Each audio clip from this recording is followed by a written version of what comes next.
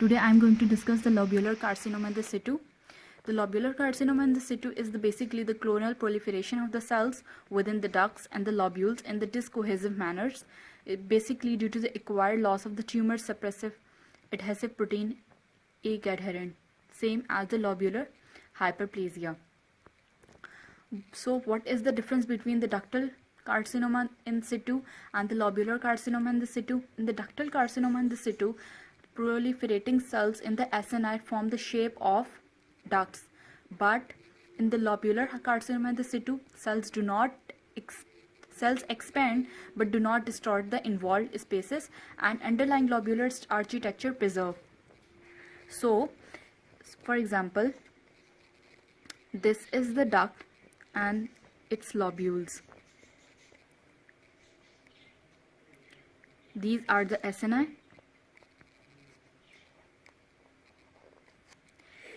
If there is a changes or the desmoplasia in these SNI, if I am going to talk about the DCIs, these SNI will form the shape of the small ducts like this.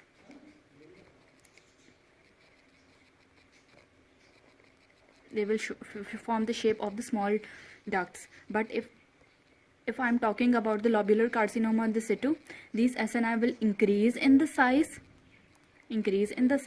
but the normal architecture of the lobule remain preserved. Lobular carcinoma in situ, it's not very common. It's present in the 1 to 6% of all carcinomas. As in the DCIs, these are not associated with the calcification and the stromal reactions. If I am talking about the atypical lobular hyperplasia, LCIs, or the invasive lobular carcinomas, these are all morphologically similar. So what is the pathogenesis behind the lobular carcinoma in situ? There is a loss of the tumor suppressor protein E-cadherin, which is a transmembrane protein which contribute to the normal cohesion between the intraepithelial cells. But when there is a loss of this E-cadherin protein, which leads to the dysfunction and the loss of the cellular adhesions. This E-cadherin function as a tumor suppressor protein because it binds the cells and do not allow the cells to proliferate.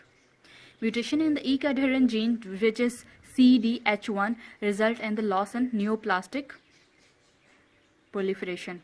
Its loss result in the neoplastic proliferation. Now I am going to tell you about the morphology of the lobular carcinoma in situ. This morphology is similar in the atypical lobular hyperplasia or the invasive carcinoma or the LCIs. It consists of the uniform population of the cells with the oval or the round-shaped nuclei, small nucleoli, and the mucin positive signet ring cells. Lack of E-cadherin result in the round-shaped cells without attachment between the cells, as I told you earlier, because of the loss of E-cadherin, which is a cohesive protein. But which of the following features will not present in the LCIs or the invasive carcinoma or the atypical lobular hyperplasia are the calcifications, necrosis, secretory activity, cribriform spaces, and the papillae. These all features are the DCIs but not the feature of LCIs. What is patagoid spread?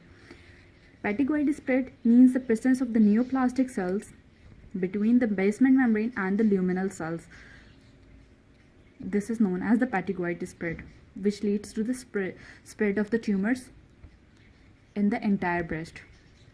What are the mutations present in the LCIs and the DCIs? In the LCIs, the ER and the PR expression is present, means the estrogen receptor and the progesterone receptor expressions are present, but no expression of the HER2. HER2 expression is present in the DCIs but not in LCIs. What is the risk of the invasive carcinoma due to the LCIs, lobular carcinoma in situ, is 25 to 30% over the 25 to 30 years at the rate of the 1% per year. What is the difference between the location of the DCIs and the LCIs?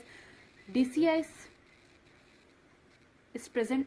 If the DCIs is going to form the invasive carcinoma, it will present in the same quadrant of the breast, means the ipsilateral. And if the LCIs is going to form the invasive carcinoma, it will present in the contralateral side. What is the treatment? Bilateral prophylactic mastectomy and the tamoxifen.